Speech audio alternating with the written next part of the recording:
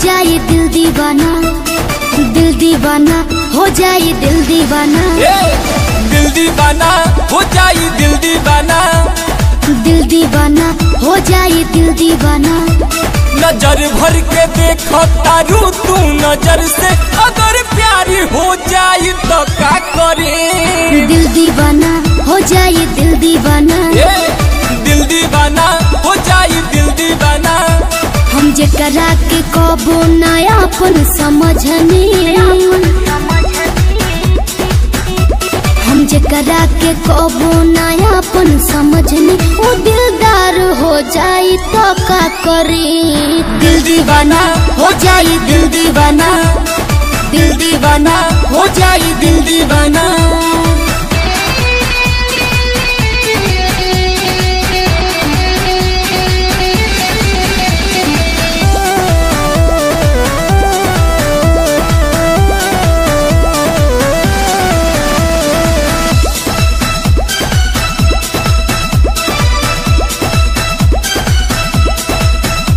नजर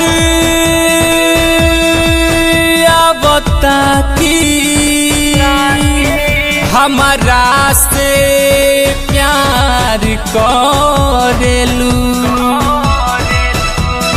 मासूम चेहरा यादा तो हर कातिल मोहब्बत के करे इशारा। नैना नसीली बाउठवा रसीली लागता रू कितना तू प्यारा।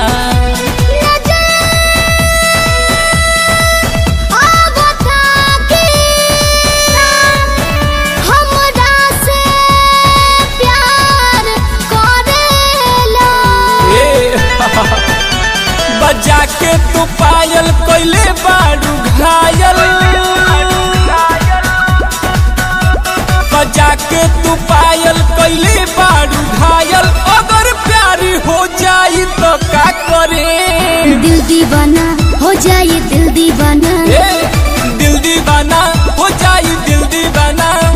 हम जेकरा के कबो नयापन समझनी, वो दिलदार हो जाए तो का करे। दिल दीवाना हो जाए दिल दीवाना, दिल दीवाना हो जाए दिल दीवाना।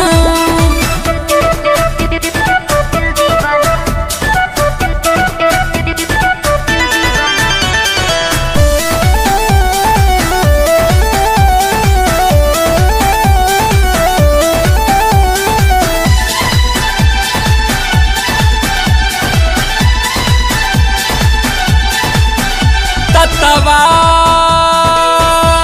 से ओढ़नी के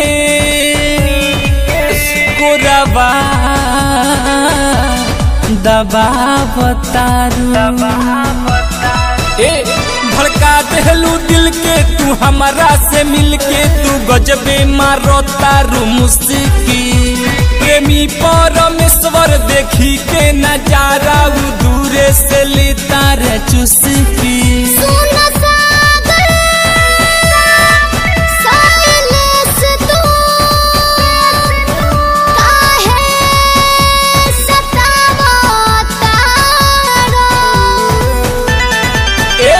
कहता शिल्पी बतिया हो साचे,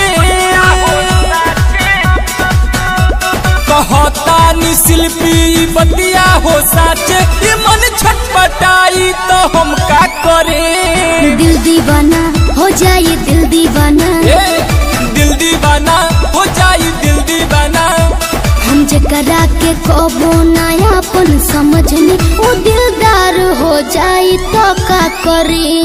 दिल दीवाना हो जाए दिल दीवाना, दिल दीवाना हो जाए दिल दीवाना। VIP Film presents